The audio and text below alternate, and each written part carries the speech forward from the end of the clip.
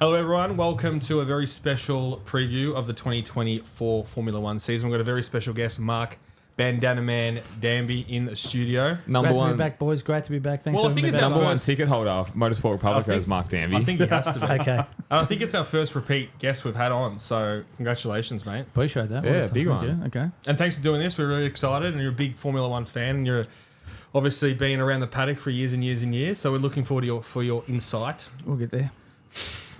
Where do we start? We'll start with testing, I suppose. Absolutely. And then work our way through. Yeah. Looked like a Red Bull show once again. Danny, what did you think of it? Sorry, I thought you meant Dan. Sorry. The 3 days, it started off a bit strange because Max was straight out the box, basically, doing a pretty quick time. And then come third day, they were all sort of getting their race times in with long runs and stuff. But it was the conditions too. Like the talk is that day 3 the track was a bit slower than day 2, which can happen in the desert, oddly enough. It's a hard one to read into. You can't take too much from it. The times are pretty good from most of the top guys. Look, the Merc, they seem to minus plus.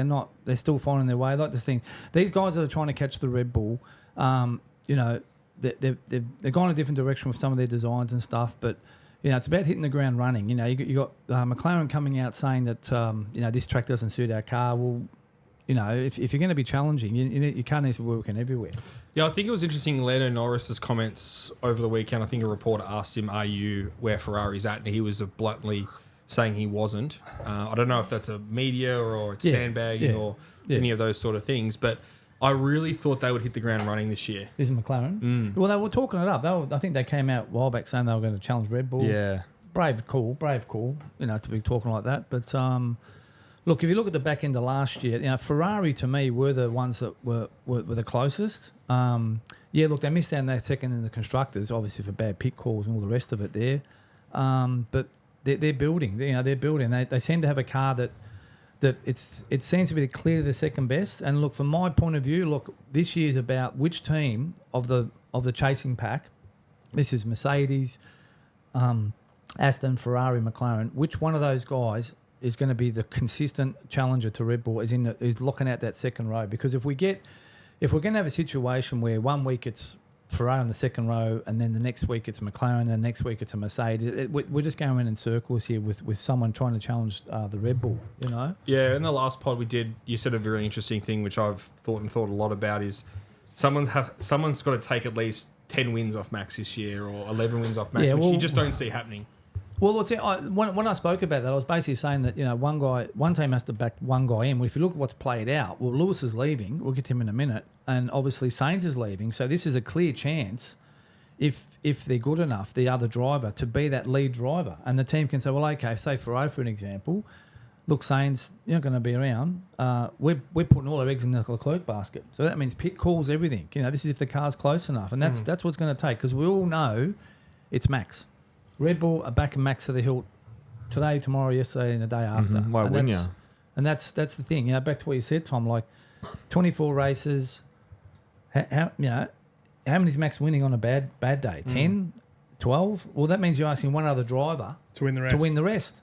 One driver, not divvy it up. So they're going to take a lot of points off each other, which is a great point. Well, that was back to what I was saying earlier. If we're having this merry-go-round of teams that are sort of 1 minute it's Mercedes, then it's going to be Ferrari, then it's going to be McLaren, like mixing it up, that's not what we want.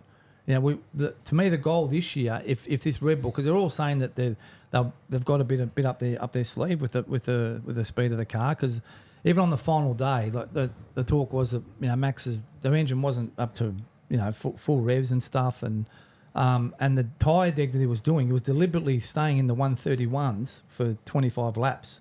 He went something like from 137 down to 134 and then back up to, was in 2 or 3 tenths. And to be that consistent on a high tyre deg track shows how great that tyre deg is. And the Ferrari has improved a lot with their tyre deg. That was their biggest issue last year. And they've taken off a bit of qualifying speed. So this is the other factor here. The Red Bull is about 4 tenths faster on one lap. Okay, so if that's the case, well, you might as well give 20 pole positions to Max Verstappen, right? But obviously the races are a little bit different. But This is the thing. Look, with Ferrari, I'll get onto Ferrari straight away. Like, okay, the Lewis thing, we'll get to that in a minute with him going there and stuff next year, but that's next year. But, all the fans, some of my friends that I speak to, they're all jumping about trying to get a Red Bull designer, someone from the Red Bull, stable to come across and help the design team. To me, that's not what it's about. You need to pinch someone from their pit wall, okay, because this is where it's at. This team is impregnable. Last year, every Grand Prix in the lead, they pitted from the lead. Like, that's risky stuff, to give up the lead. Like, and they did it every single time. And the one race that stands out was that Zandvoort race. If you remember, it started off... crazy race. Right. Yeah. Now, all these other guys, that was the day that Red Bull was supposed to lose. That was the one race last year they should have lost because the other teams had a chance to jump them. I'll probably put Vegas in that same category as well. Yeah, but this because Zandvoort was like, you had four guys, Lando, Lewis, Russell, Perez was one, and then 2 Ferraris. They had a chance to get out in front of Max on the tyres before he pitted, but they were too worried about each other. Yeah, that race was so interesting because he just made the right choice at the right time, and he stayed out a little bit longer or came in a bit sooner. And he was flawless in that race. But the other guys didn't take advantage. They're too busy caught up in well, if we're second, if we do this, this guy will get second. I mean, in the Ferrari, it's about trying to win it. It's trying to go first. It's trying to win. This is where it's skewed for me. These teams are just second guessing themselves, and so again, I don't care how good these other cars are. That Red Bull pit wall is just an incredible operation. The only one I can liken it to is probably back in the Schumacher Ferrari days there with Ross Brawn. Yeah. John Todd. Yeah, well, but Brawn just backed him in every time. No matter what the conditions, no matter what the data was telling him, mate, I'm putting Shuey on this strategy, and he's gonna come through. Make it work. And this is what Red Bull do with Max. So yeah, we'll see there with the other drivers, like you said, Leclerc being the favoured driver there, and maybe Russell. If Russell, look, it's up to George this year to stamp himself in that team. Now that Lewis is going, he has to come out this year and make a statement. He just has to. Okay, he can't be level pegging with Lewis this year if he's supposed to be the new Merc Messiah, if that's the term. Well, that's you listen to Toto. That's what he's calling him. George is going to be my new number one. But then they owe Lewis an 8. Oh, don't even go there. That just drives me crazy. That sort of stuff. Like the bookkeeper. Well, yeah, I think Toto's left a bit wanting these last couple of years with his outbursts, as we've seen on different feeds and stuff. But yeah, Russell had a bad year last year, an average year by his own admission. And if he's going to be this next big thing for Mercedes, he has to come out this year and stamp it out on the track. But the problem there is Lewis is just going to be so relaxed. He's off to Ferrari, got this contract, and he's got a secure future, but it won't bother him. Whereas it'll get under George's skin if he's not beating him. Yeah, 100%. And that's where his make or break is, I suppose. Yeah. And look, with the junior formula there, I think you were asking me, Tom, the other day, so with the F2, this is where the real excitement is, boys. There's 4 guys in F2. So I'll give you the names. There's Kimi Antonelli, which is this Mercedes kid, okay? Yeah, we spoke about him a couple of weeks ago on the podcast. We don't know a lot about him, so that's going to be a really interesting Well, if you do the math, he's 17, so his dad was a Kimi fan, so obviously conceived during the Kimi years, right? That's why his name Kimi. Okay. I think so. But, he skipped, he was F4 and he's come straight to F2. So he's not even done F3. Would you say the biggest excitement since Max? I can't think of another. Well, no, look, this is what it's all about. Everyone is trying to find the next Max. Yeah. Okay? It's all about this next Max scenario, given what he did when he came in. And so this kid's got the label of so-called, but to carry that out, he has to come into F2 this year and dominate. Can you imagine if Mercedes signed an 18-year-old, though? Look. It'd be unbelievable. And I think that's what, and we spoke about this a couple of weeks ago, I think that's what's going to have to happen. They have to put a young kid in that car. I just don't see it. You're not putting a rookie in a works team. You'd have to do it through the feeder team. Max did that, didn't he? He went through Toro Rosso. Yeah, that's right. Lasted half a season. Right? But in a perfect world for that to happen, Tom, you'd have to have George Russell win the championship, which takes the pressure off Mercedes. That's the North Pole, I call it. And at the other end of the pole, you'd have to have Kimi Antonelli coming in as a rookie and dominating the whole year. But you also have to look at it as, and we'll get into the season coming soon, but You also have to look at the 2025 season being one of those in between seasons. Call it in between the stopgap seasons before the big rule changes. Rule change. Get him into the team, make him feel comfortable in the team, and then boom, big car change for 2026. I reckon it's a good spot. It's just, I think the downside's too big. You know, you're asking a kid to come in and perform straight away and just takes 1 or 2 crashes and his confidence is shot. What's happened? That's the downside. Yeah, it can ruin a career. That's right. It could be over before it begins. I'm not being negative, but I'm yet to see him do something, you know, when I say genuine. He's Formula 4 is a bit hard to gauge. You know, there's been pretty average drivers going for it. But when you get into F3 and F2, and this is the other thing in F2, his teammate, so Prema is one of the better teams. It's probably the top 2 teams. Yep. So his teammate, Oliver Beerman, is actually the Ferrari reserve driver. He's tipped to he's actually doing 3 practice sessions in the Sauber this year, FP1. Okay. So he's an F3 champion from 2 years ago. The year before last. And so the fact that he's coming up against him, this is Kimi. So if he comes in straight away and starts pasting him, well, hello, then you can say you can do the max comparisons. Yeah. Okay. But this Beerman kid's pretty good too. And Ferrari are looking to him for the future. So this is this very interesting dynamic. And the other guy I've got there is Victor Martins. He's a French guy. He's pretty quick too. So there's 3 or 4 guys. The other one's Bortolotto is his name. He's from the Alonso Academy. And I say in the go-karting sort of. So Alonso's backed him, but he's the F3 champ from last year.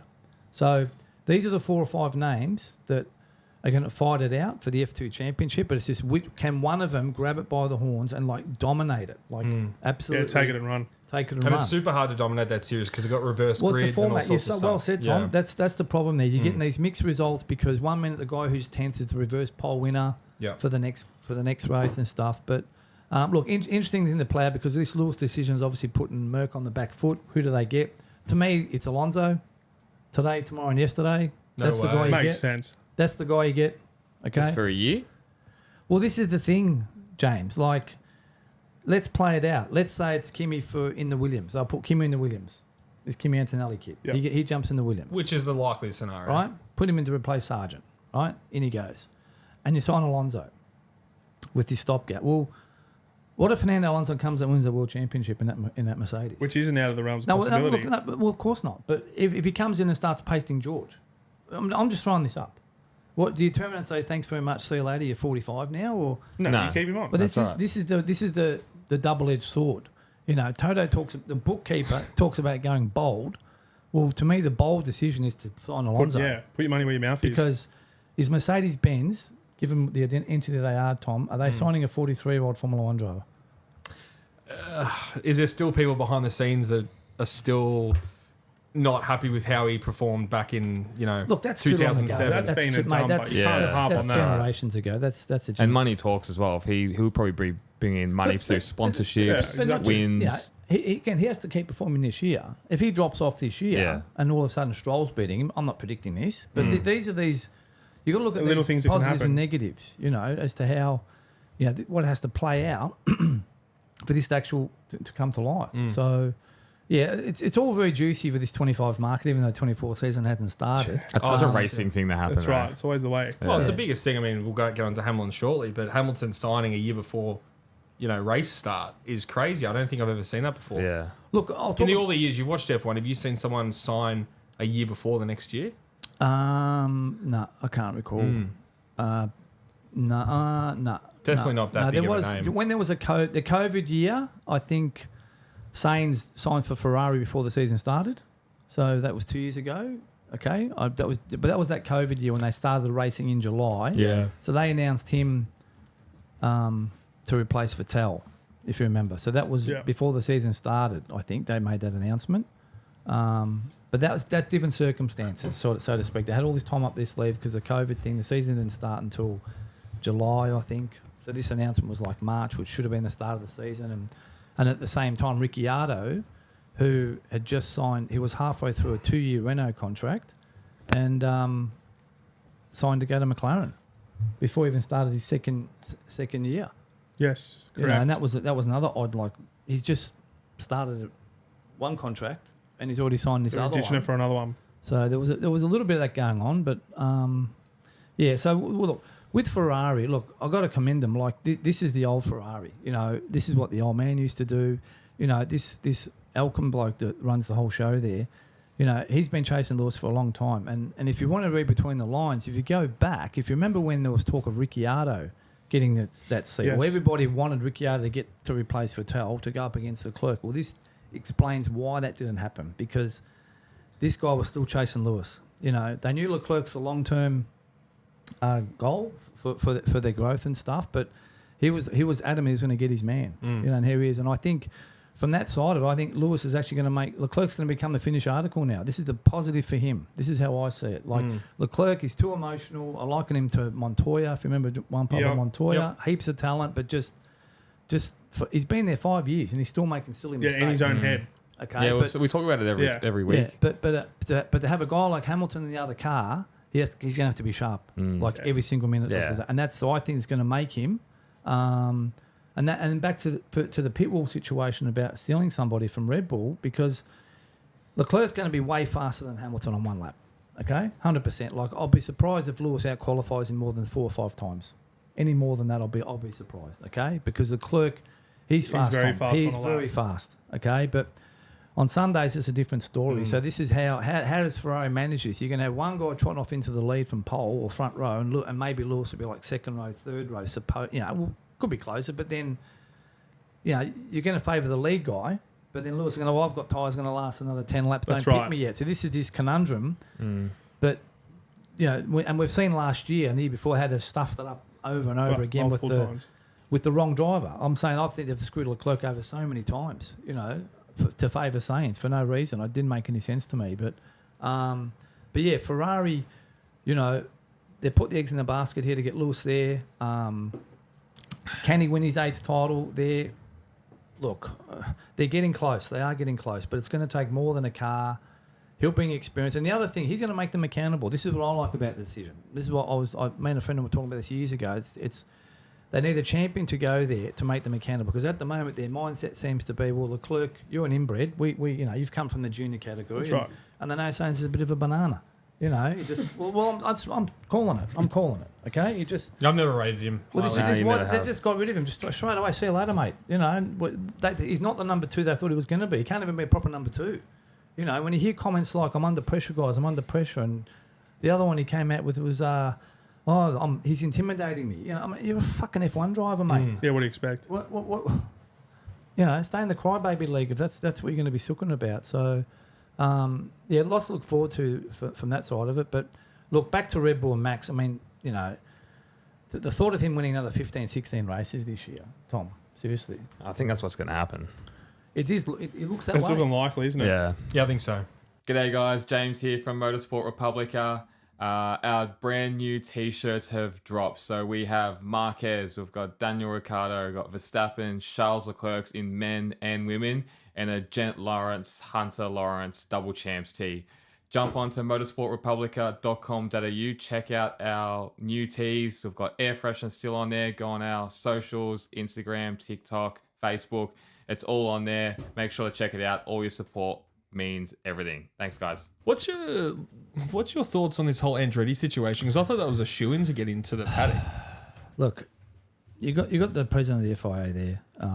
You know, he started sprouting last 2 years ago about getting 2 more teams into the sport and all this sort of stuff, and you know, and then you get an entity like Andretti. I mean, it's a pretty big name. Okay, the family tree is pretty successful. You know, so Michael Andretti, his father's Mario Andretti. You know, I don't need to go into this. You know, everyone knows his name. Come on, it's synonymous. Formula Yeah, One. absolutely. But you Formula know, winners he's as well. Motorsport royalty. He's won in Formula E. He's, you know, they've dabbed in V8 supercars. You know, obviously the IndyCar and stuff. But you know, they put together this you know submission. The fact that Cadillac. Apologise, Cadillac. Now think about this. They had Cadillac as an engine.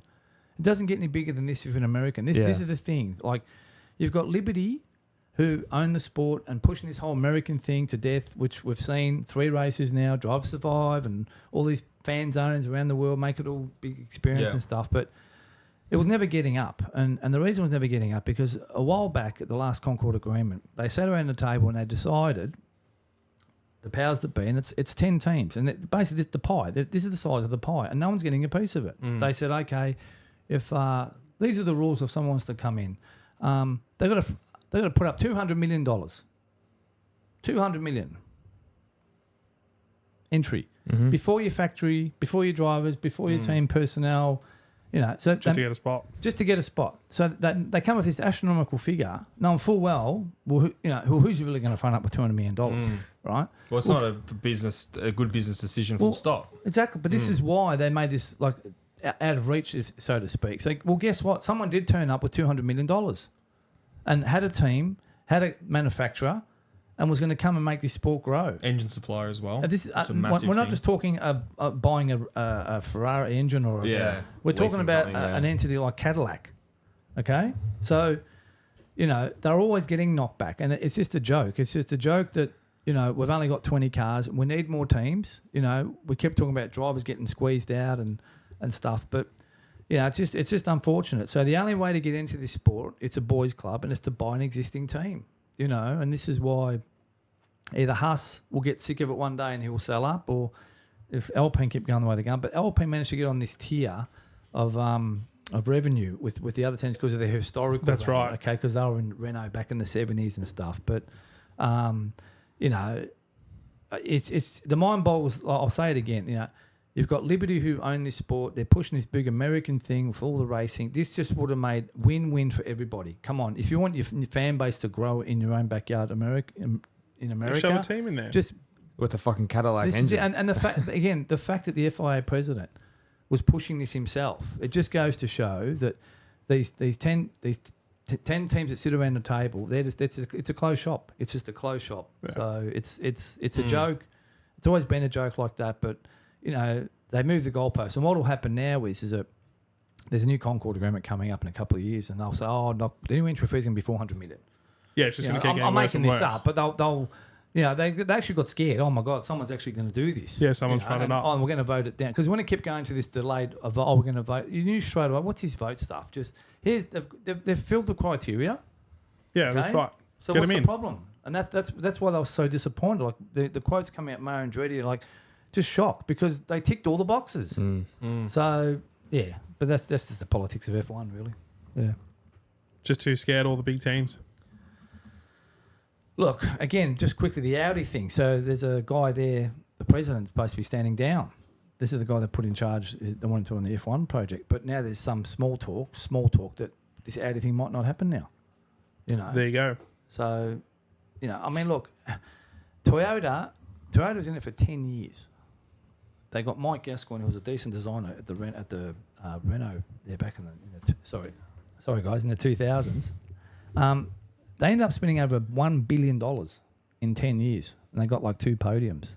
So they threw the kitchen sink at that budget and still never succeeded. This is so. What are you really taking on here? But a manufacturer doesn't need to make money in F1 for it to be a successful. No, you're right, but the aim is to come in and win. And the difference with this manufacturer, I'm talking about Audi, is that they're successful in other series. Yeah. We've seen them in Le Mans, rallying and all the other series. They're a serious player, but are they going to come in and take on the might of Red Bull and Mercedes and Ferrari? And Benz? I'm not saying they can't, but it's just a tall order.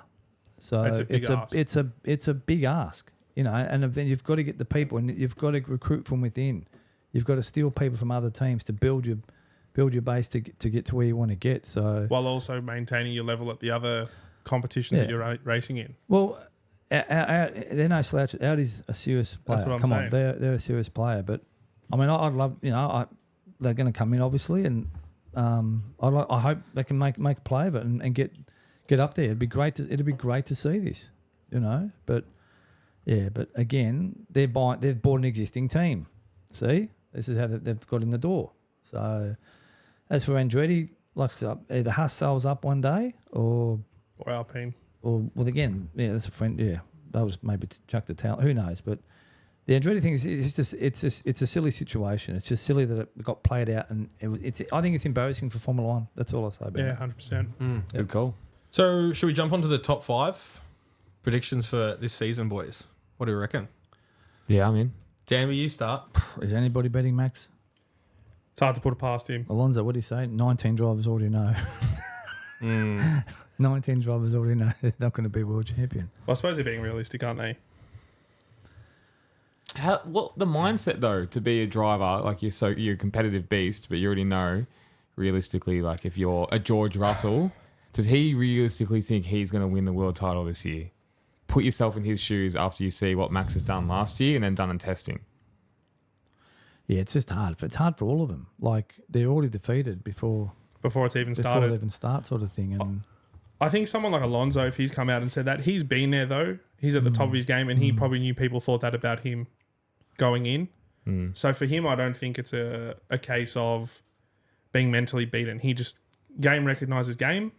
yeah, well said. Really. Yeah, no, that's right. That's right. good. But That's exactly like right. you said, James, someone like George Russell, yeah, he might be telling himself that, but he knows he's not going to Deep down, definitely. I don't even think it's deep down. It's just on the surface, he'll tell people, yeah, I'm going to do it because that's what You have You know, to that's say, what you have can't to not say. that. And that's the funny thing about George. Like he in his head thought he was just walking into a winning car from the Williams, given the success Moke was having. He's Yeah. he's been That's unlucky. He did those tough years at Williams. Probably stayed at Williams 1 year Yeah, too I many, think so. and Probably then he's right. come into the comp where the Mercedes isn't Well, dominating like it was. It's just Yeah, it's unbelievable. But That's he's racing, got, though. But he's got to lift. That's the thing. He's Yeah. got well, back to his immediate goal. He has to, his first priority is to outdo Lewis. put Lewis in his shadow. to. I think I predict a very good season for George Russell this year. Well, it has to be. He's got a lot of talent. I mean, we look at George Russell going up through the Williams. We look at.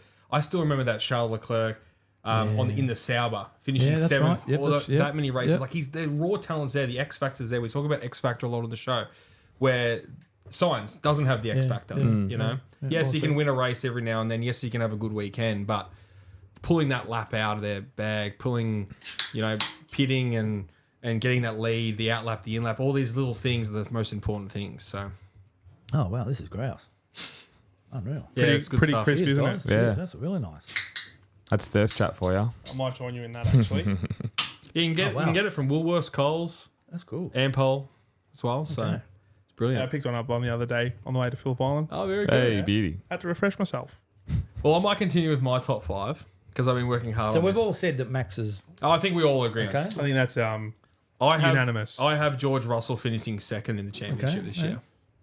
Mercedes don't look great in testing. I know. I think Hamilton came out and said some comments about very hard car to drive. But I've always said that Mercedes are going to have a big year, and I've said this from the you start. did say that last year too, yeah. Lewis Hamilton third, Yep. going to be really tight. I think Charles fourth, and then I think Perez is going to round out the top five. Okay. That's very cool. Interesting. What about you, Me? James? Perez second. Okay, Just so Red Bull, yep, it's just yep. gonna be a Red Bull Well, domination. some say it's some are saying that some of the journalists are saying it's in scary thought that this car could be more dominant than last year's car. Yeah. And the best way. What I'm looking for this weekend is how far behind is the second car going to finish? Yeah. And in my experience watching this sport, like it has to be somewhere between 7 and 10 seconds. to have a shot anywhere Well, else. to show that you've got a chance to improve as the year goes on. You've got Yeah. development. They've all got development, okay? But anything more than 15 or 20 seconds, you're losing by in a race. Danger signs on Well, early. you're behind the eight ball. You're not making that. You haven't up. come You're in just- good enough. You're just not making. I'm just using maths here, but Yeah. it's got to be 7 seconds, 7 to 10 seconds. This is without the safety car stuff and straight out race pace. 7 to 10 seconds behind, give or take the push and stuff. But anything if it's more than 15 or closer to 20, you're just like because that's nearly a 3/4 of a second a lap. Yeah, that's right. If you aggregate out to so that's what I'm looking for whoever and if it's supposed to be Ferrari, well it's Ferrari, but yeah, I think that's a good call, James. That's a good Yeah. shout. I don't see it changing. I reckon it's going to be closer than we think. What You're an actual- the eternal whole- the whole optimist thing? of all this. No, I think it's going to be closer than we think. I think the fight with Ferrari, McLaren, And Mercedes. and Mercedes is going to push them further closer than you think. So that's Well- my prediction. Yeah, fair. Daniel? Don't see that. Daniel or 5? Oh, No, your no, next four? James is still going. Yeah, no, he said his 5. He said Perez. Yeah, that's only his 2, isn't it? No, that was his 5th. Oh, that was the 5th. Sorry, man. No, No, that's, this was No, it was his second. that was my Sorry. second. I'm Yeah. sorry, apologise. Verstappen, Lando third, Oh, sorry, yeah, Mark. Charles fourth, Sainz fifth. Wow. Mercedes Oh, to dip. wow. And I think the only reason I do think that is because I reckon, as I said previously, Hamilton's looked at what that Mercedes is. The early call. And it's such an early call that there has to be something terrifically wrong for him to then. Like, obviously, Ferrari is such a big pull, but do I see a major change? I think they're on the slide. Well, they've been on the slide for a couple of years. So that's all right. It's just they're starting from the long run. And if their star drivers doesn't already have his heart in it, Wow. doesn't mean he's Well, gonna be. this goes back to the George thing. George has to step up and carry this. Yeah. This team And forward. I think if we're gonna do 6, I would have put Russell 6, but that's gonna be my top 5. But it's gonna be another Red Bull domination. It's all about who will be third. Yeah. Well, they won 20 of 22. Hang on, 21 21 of 22. And what's really changed in the cars? No, so they can go even more perfect is what you're sort of. I think I'm with you there. Yeah.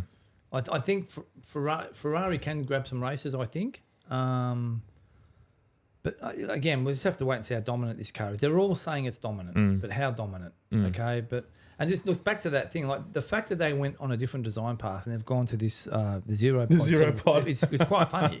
So what Merc has abandoned, they've picked taken up. on, and again, this is the team that takes risks. They basically said, if we'd have just made an evolution of our own car, it would have been sitting ducks for everyone else to catch us. That's right.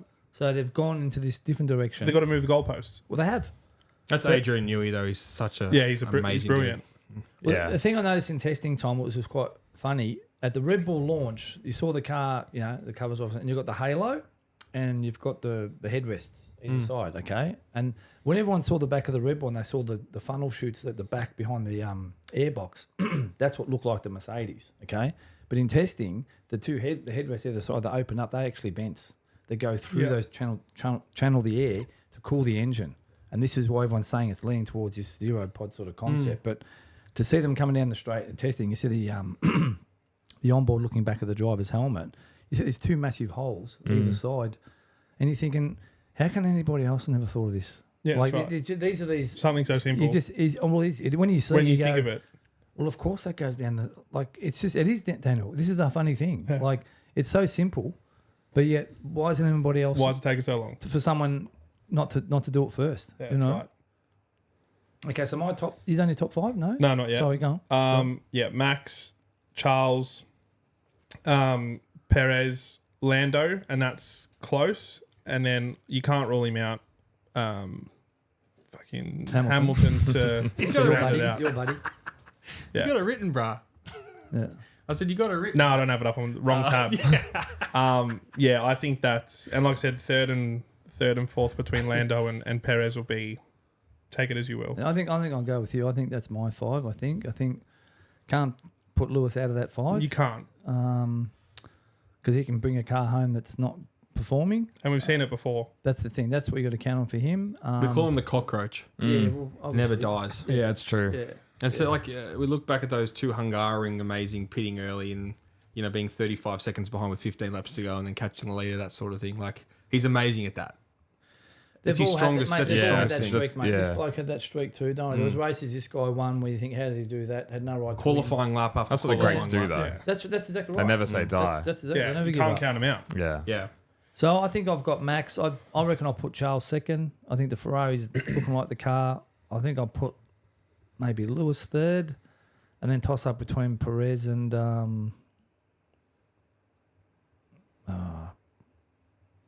I can't pick Russell or Sainz, but I'll put Alonso in there. There you go. Oh, I like it. Okay. Secure that Merc seat for 25. Finishing in the top 5. Oh, I have to. Yeah. It's just, look, back to this Alonso thing. The fact that this guy is 42, 43 and still producing like he is, it's making a mockery of the talent that's not coming through. Okay, that's one side of one way of looking at it, but just the fact that this guy is just so relentless, and this has been his thing. He's just. That's all he knows is racing. In so many different forms. Yeah. You can't keep him out of it. No, I could be wrong, but I heard some quote the other day. He said, "Oh, I could race till 50. I can race till I'm 50 if I want to." It's a mental thing. So he's still so fit, and he's so quick. Boys, let's go through team by team. I think I want to talk each team, and let's talk about their chances for the 2024 season. Let's start where I think is probably going to finish last. Is probably going to be Haas.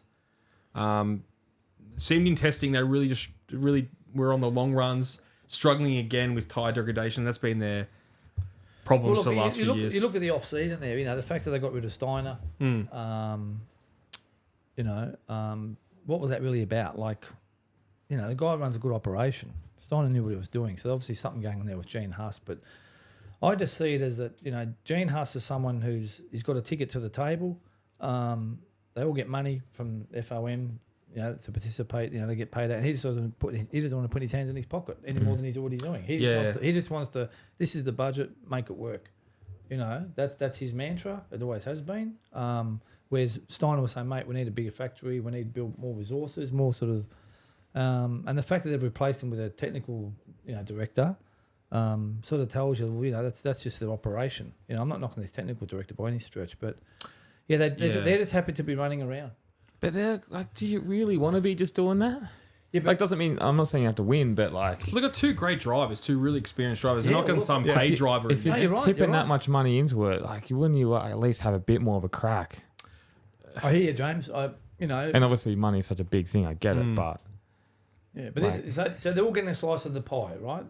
But Gene Huss doesn't want to put money that's going into his pocket. Sorry, the money that's going into his pocket. Sorry about that. The money that's going into his pocket into as much as you should, or wants more to invest into it to bring it up. He's just happy with what's going on. He's trying to squeeze more out of the orange. Yeah. Okay, that's his way of it. But the other team that's come behind them, Alpine has just fallen in a hole. Tom. Yeah, we'll get to Alpine. Sorry, we'll get to Alpine. Go on. So I think second last this year is going to look like Sauber. I'm telling you, it's Alpine. Okay, it's Alpine, mate. They are just they're in a mess. Yeah, they're in a world of hell, and that's what happens when you employ too many French. Yeah, well said. Well said. Unless it's endurance racing, but that'll be in a whole nother topic, Daniel. 3.5 hours. those three will take it in turns. Between them, Stake, is it Staker? Well, Stake, Sauber? F1. Stake. There's a lot of different names for different teams at the lime, moment. what a shit colour. Was it lime green? I don't mind it. I don't mind it. Like Daniel? It's all right. I'm all for fluoro, but I think that's a bit much. I love fluoro more than anybody. But an F1 true. car, I'm not so sure.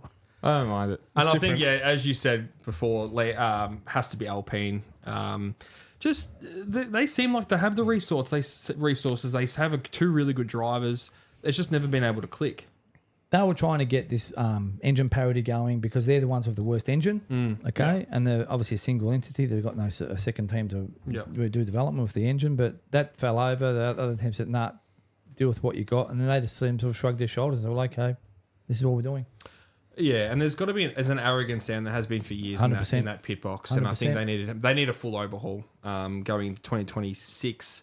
Who knows what's going to happen? Because that Renault boss doesn't seem to he wants to be in F1, where there's a bit of a tug of war. Well, I think this comes back to why they renamed it, because it's less embarrassing. It's Alpine, which is an old thing in the 70s there, but if it was Renault, it'd be more embarrassing. Yeah. So they can hide behind this. They can hide behind this image of a name that's doesn't reflect on them as badly. Yeah, it's kind of not. It's almost like they were setting this up to fail. Let's rename it Alpine because we're not putting any more money in. So when it goes to the shit, it's not on us. Yeah, they are. No, it's like a nothing team at the moment, aren't they? Then 5th, 6th, and 7th for me is probably the most exciting part of the next year. This year, I should say. Williams, Racing Bull, and then you got Aston Martin. They seem like they're going to be the midfield pack. Racing Bull seemed like they had some pace, and yeah. No, the talk was there. Their car's pretty good. And I want to go around the room today and talk about our surprise of the year. My surprise of the year is probably going to be a Daniel Ricciardo podium. That's a big call. You know, not out of the realm. But you know, look, wet races, conditions, fluff piss off. We always get this one race every year that turns on its head. And last year was that one at Zandvoort, but no one took advantage of it. But that's what we need. You just need to be close enough on the day. Yeah. And the luck will fall your way. Well, if you make it work. Monza and these throws. There's another one. 2 years in a row.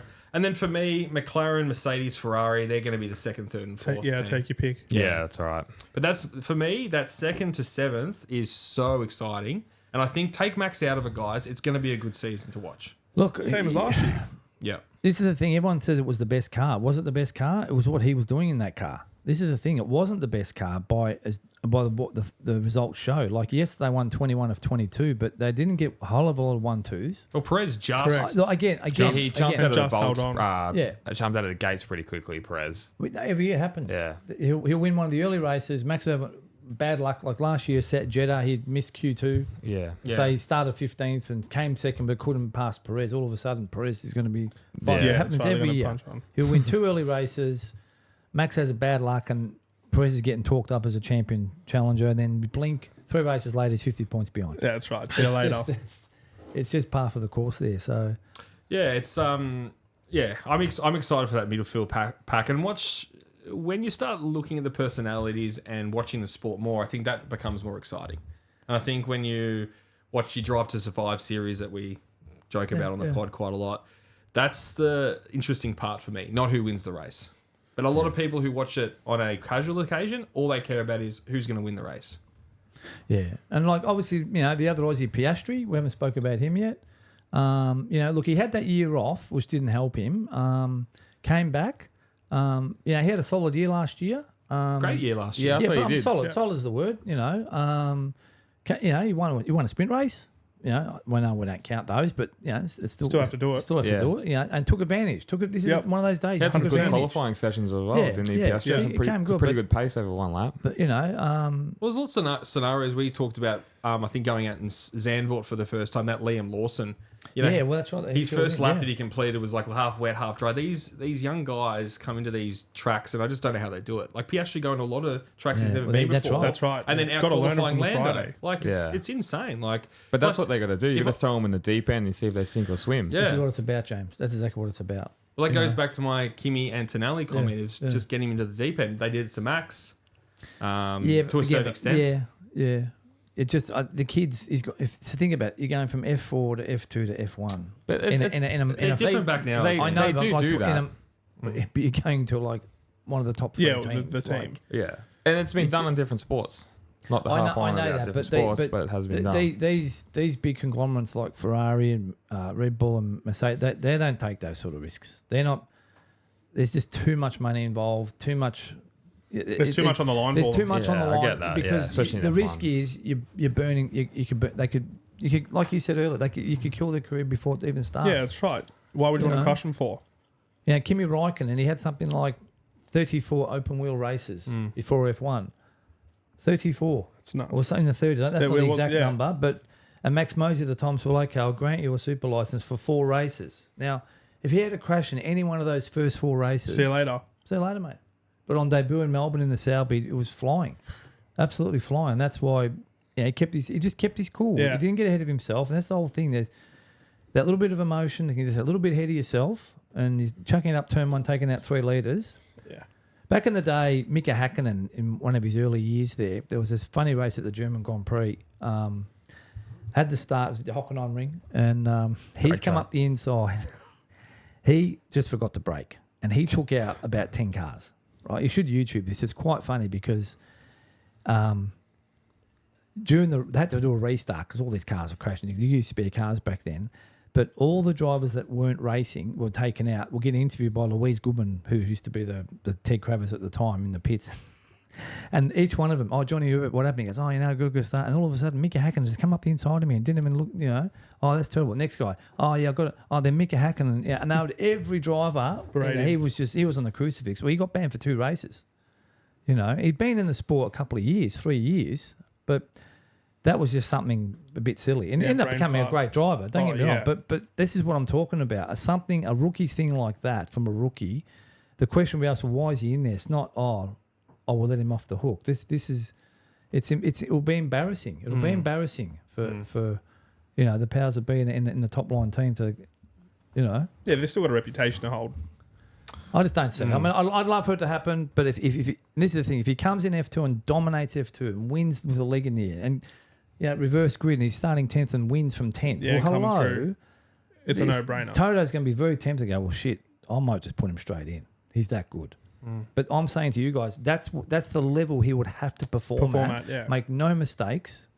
And I just want to make one comment about Max Verstappen. People gloss over this a lot, but if you remember in 2018, he was getting into a lot of incidents with drivers. Okay. Yes. And he was in Kimi Räikkönen denial. in Yeah, Spa but and all no, sorts of at the stuff. start of the year, there was the back end of 17, start of 18, and it was all these incidents. It was happening, getting involved, and he was in denial the whole time. Nah, never admitted fault. And then what happened was, it got to Monaco and he hit the barrier in qualifying. So that's when him and Ricciardo were dicing for the pole. Okay. Yep. But the worst thing happened for the rest of the sport was the best happened to him. He had all his mistakes at once. So in a series of 5 or 6 races, what was supposed to happen over the course of 18 months for a rookie to learn, it all happened in one cluster. And that was the dangerous thing, because now he's like, now I get it. And when he hit that wall and Monaco in qualifying, that was his fault. All these accidents he was having, he kept blaming the other driver. Everyone else. Nah, because he was defending like double moving. This is what he was doing. He was getting bad reputation for it, right? But the second he hit that wall in qualifying and put himself out of the running, that's it. He never made another mistake after that. And ironically, Ricciardo never won another race at Red Bull. He won Monaco Grand Prix, which was the 5th race, and end of the year was out of the team. You know, but you wouldn't have picked that. You wouldn't have picked that Max just would have just come over the top like he did. But it was a scary thing. He had all these mistakes happen in one cluster. In one hit. You know, because these rookies, as we see, and we see it in motorbikes as well, guys, you know, they have a fall. The rookies come in MotoGP. I'm switching sports a little bit, but they have a couple of crashes during the year. But this is how they got to learn to get to that level, don't they? You know? They find a limit almost. Yeah, that's exactly right. Nail on the head. Yeah, I just want to make that point about Max. But people talk about Max, but that you forget there was this period there where he had all his fuck ups all at once. Okay, and the last one was on him, and that's when the penny dropped, and he goes, because before that was all denial. Nah, because it was just never, you know, it was so. I'm not going to say he was arrogant, but it was just so self-belief. The self-belief that he had, he was just like, nah, I'm not backing down. This is my stance. This is my stance. And that served him well during the 21 championship. Oh, that's right. Of course. And Formula One, it always takes... Formula One drivers have to walk before they can run. And that's with Verstappen or Schumacher. Hamilton was close to obviously winning really early on. But realistically, with most drivers, it takes quite a few years before it clicks. Schumacher's the biggest example of it. People forget he didn't always race for Ferrari. Yeah. You know, so... Yeah. Hey guys, it's James from Motorsport Republica. Just want to give a shout out to HJC Australia. They have a brand new helmet coming out, the R for 12. Make sure you head down to your local dealer to check it out. It's got max defogging, 4 intakes, 3 exhaust vents. It comes with 4 different shell sizes and 5 different liners. It's got lift force and drag force reduced, optimized air ventilation. This helmet is an awesome new street helmet. Make sure you check it out. Go to hjc.com. Go to your local dealer and you better grab yours today. The crazy debut he had the shoe. He, so they found the story about Cecheris. Actually, that was Bertrand Gachot, French driver. Did a pepper spray to a policeman in England, and so they put him in jail. And this is how Schumacher got the driver Jordan. And Eddie Jordan's ringing up Billy Webber. He goes, I need to test your guy. And he came down to Silverstone. They were using the short track, and he was just on it straight away. You know, and Eddie Jordan could not believe. And then the very next race was at Spa, and he rang up Willie Webber. He goes, has he driven at Spa? He lived close to Spa. Kirpen is not far from the German border on the Spa side there, Belgium side. He'd never driven Spa, but Willie Webber bullshitted that he did. All the time. And then on debut, he qualified 7th in a Jordan, and he was behind the 6 great drivers. There was Mansell, Prost, Senna, Berger, Patrese and someone else. But he qualified behind all those guys, and then there was a sensation. It was just here's this kid, he was 21, and the other guy on the Jordan was nowhere. Cecheris was his name. He'd been driving forever. Used to call him Crashius because he crashed a lot. Like Crashlow. But the best thing that happened to him, he did his clutch going up Eau Rouge. Oh, yeah. Because he'd done enough on debut, and the next race he was in the Benetton. The very next race. Yeah. What I find really fascinating about that stat is a year later he comes back on the Benetton and win his first race. That's a very... And it was Benetton's first win. Yes. I don't know if we're sure if it was their first win ever, but obviously in a long time. For about 4 years. Yeah. So... Yeah, in 89 they'd won Suzuka, actually. That always stuck in my head that he's raced all the tracks, comes back to the track where he started and he wins. So and it's funny you say that because that's also the track he won his 7th, his 4th championship, and then the 7th championship. You know, so but you know, talk about crazy debuts. That's he's one. Senna was one. Hamilton, Alonso, Kimi's another one, and obviously more recently, we talk about Max. And so Leclerc, like you said in the Sauber, coming in the way he did. I think people don't have to. They got to underestimate that season. Like he was amazing in that car. He was, and I think his teammate, I think it was Ericsson, was like 18th. Yeah, it was nowhere every race. Like that shows real class. And like you look at even George Russell in the Williams, he was doing amazing things in that car for a few years there, and probably stayed there 1 year too long. But yeah, look, but that's the thing. Bottas was doing the job that they wanted Bottas to do, and while they were winning, and this is when they were winning. This is the whole thing, And so with the Hamilton thing, are we really surprised he's gone to Ferrari? Well, me and my friends aren't surprised because it was always going to take. I call it North Pole, South Pole. So it was going to take Merck to go south and Ferrari to come north. Okay, Ferrari are not winning, but then they're nearly there. They're closer too. But this guy hasn't won for 2 years. So think about it. He hasn't won a race for 2 years and hasn't looked like winning a race. Okay, there's a couple of maybe close ones that Merck fucked up last year there. But this is why this happened. Everyone's like, well, he was never going to go there while they were a laughing stock and he's racking up 3 or 4 championships in a row. Why would you leave a winning? Yeah, but this is why this has happened. It's not that realm. Again, North Pole, South Pole. One or two things had to happen, and they both happened. Him not winning, and Ferrari getting closer, and Ferrari getting close. And I think, was he always going there? I think he was. I believe in my heart of hearts that this guy was always going to. He had a quote about 5 years ago. So I'm doing a painting. I'm not finished yet. This is talking about his own career, and I thought, well, what is he really saying here? Like he's got this picture in his head about how he wants his journey to be, and this is the last chapter of it. And look, whether he wins or not, I don't think he really cares. I mean, that's the aim, but I don't think he's going there with this pressure to deliver. Yeah. I think he's just going there he's going to enjoy himself. He's not going to drive around for league in there. Of course he's going to be trying, but if it doesn't happen, he's not going to be kicking himself. No, that's right.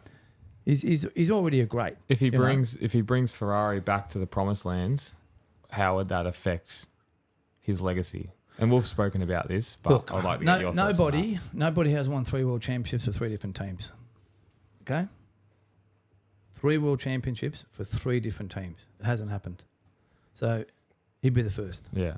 Okay? So it's not about the 8th, which is a new record, but to win 3 championships for 3 different teams, and especially in this modern I didn't era. know that, to be honest. Okay? Yeah. Especially in the modern era. In the modern era. Okay? It's just insane. At 40. At 41. Okay? Would it put him as number 1? Of course. Yeah. But then I'll paint another picture.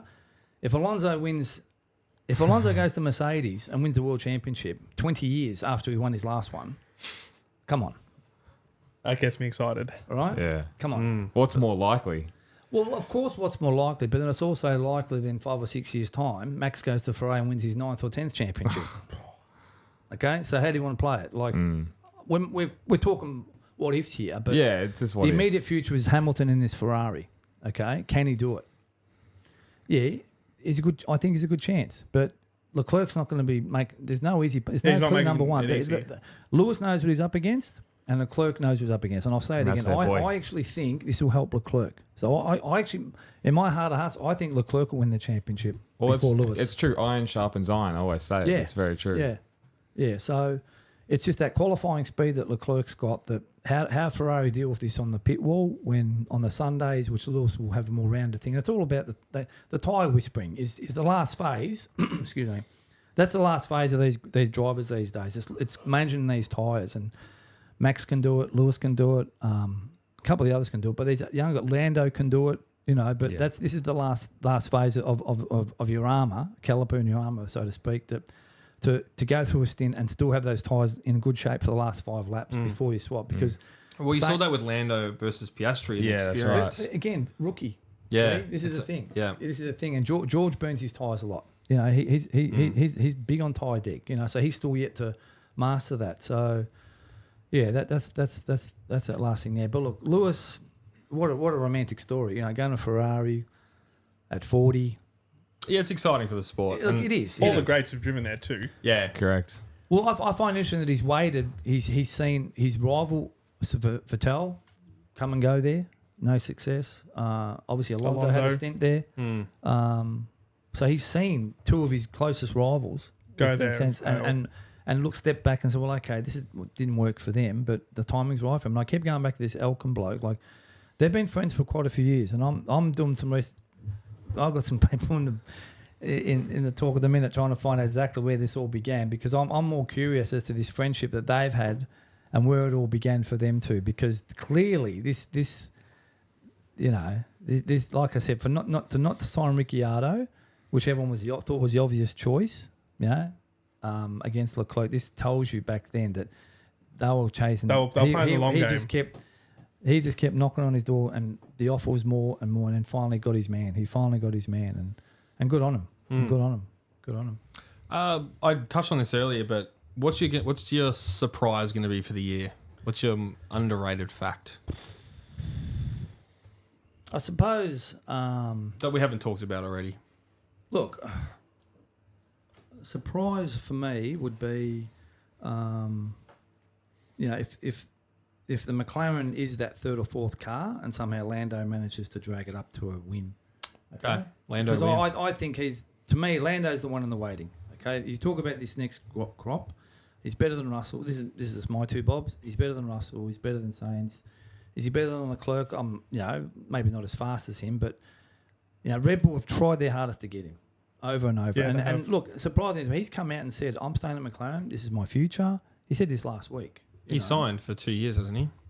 Three or four, I think. He's there for a long time. So he's believing in them, backing them in. But I just think he's the obvious choice. Should Max step aside from Red Bull, that's the seat that he gets, And he's put in some special drives over the last 2 or 3 years that have gone, I'm not going to say unnoticed, but he's done things with that car that you sort of go, well, I do. And some of my people in the know that I know, they say, wow, he's punching above his weight there off that car. So a surprise for me would be a car that's the third or fourth best, which I think it is the McLaren, and somehow he finds a way to bring it to the top step. And that might take a little bit of luck, but we're talking about mixed conditions here and stuff like that. So, surprise. Yeah, and even Piastri, I'm not ruling him out either, That's what mine was. Yeah. A race win? Piastri for a race win. A proper race win. Yeah. Proper race win, not a sprint. James? Mine was actually Lando. We'll say your reasons. Go on. Well, mine is two. My surprise is going to be very specific, but let's just go there. Red Bull to have a mechanical of Verstappen mechanical and Spa. It's going to be the race of the year, and Lando to win. And then I'm going to ask you guys afterwards what's going to be your race of the year. But Tom, go to yours first. Your surprise. No, my surprise of the year was Ricardo. You said that. Sorry, Yeah. podium. You said that. Race of the year, Vegas again. Look, they've done a good job with that track, trying to make it like an oval, which is what the Americans love. Along straightaways. Well, that's what they love. I reckon they did an amazing job. Agreed. They really did. We all agreed on that. Yeah. Agreed. We got a last lap pass at the last corner for second position, which was Leclerc. Yeah. Passing Perez there. Perez was a bit asleep. That's not the point. How did that happen, by the way? But the point is, it happened. It's just blocked the track. inside. Yeah, but the track was set up for that. That's why you got to commend the track that they made to make it exciting. Even though one guy was up the road, there was those first 15, 20 laps were just hammer and tong. They're all going. Unfortunately, Lando crashed out there, if you remember. But that sort of jumbled the order up a bit. But I always like the Austria race because the passing happens up to the top of the hill and then down the hill. So that's they one don't of have my the chicane, favourites. do they? No, that's Christ. just no. But it wrecked the track for MotoGP. That I always look forward to the Austrian one as a race. It's a short lap, 9 corners or something, but there seems to be always something at play there. But all those short old tracks are always awesome. You look at Sao Paulo as well. Like they're That's just a big go-kart track. And it's no coincidence they select those for the sprint races. Yeah, that's no coincidence because they know they're going to get definite passing. Yeah. Definite passing. It's staged or rigged. Not rigged, not the word, but like contrived. Because they know this track is conducive to passing with the first gear hairpin or corner or something. So, this is why they make sure the sprint races are going to be the exciting ones where you're going to get heaps of passing. Hence the Lewis one, started 20th, then got to 10th, and then won. Just touching on that, there's actually a new sprint race format for going to it's this year. About time as they well. changed that. That's much so better. Go. I'm just we're talking on a fly here because I just wanted to touch on that before you started. So you start with your race of the year first, Daniel. I think it's going to be one of those another special ones at Monza. Ooh, to be honest, I love it. Romantic. Yeah. I don't know what it's going to be. Ferrari win. Why not? No, I think that's where you might find Lando or Oscar take their win. Don't they have a pretty good top speed though, Ferrari? Did they have good top speed last year?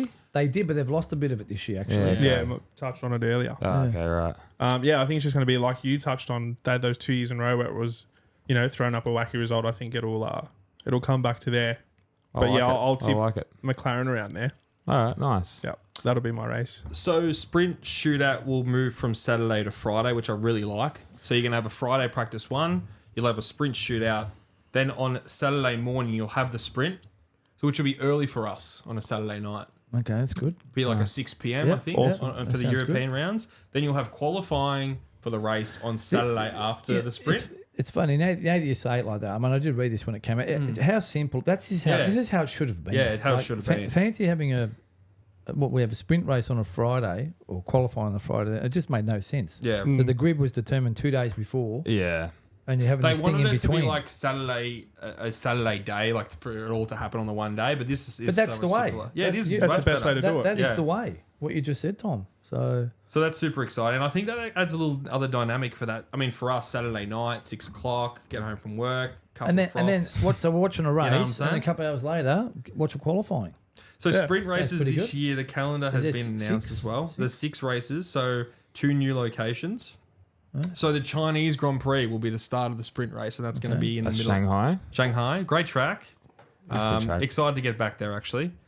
Good battle Not for the personally, smog. would be excited to get back there, but happy for F1 to be there. Miami from the 3rd to the 5th, which I'm not a huge happy about because I think the Americans love that sprint style format. They have to have one of the.